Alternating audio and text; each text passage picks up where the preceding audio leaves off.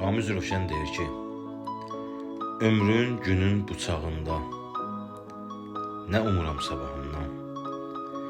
Oturum yol qırağında yorğun dizimi aldadım. Başım dik, belim bükülü, yanmışam, külüm tökülür. Biraz üfürüm bu külü, sönən közümü aldadım.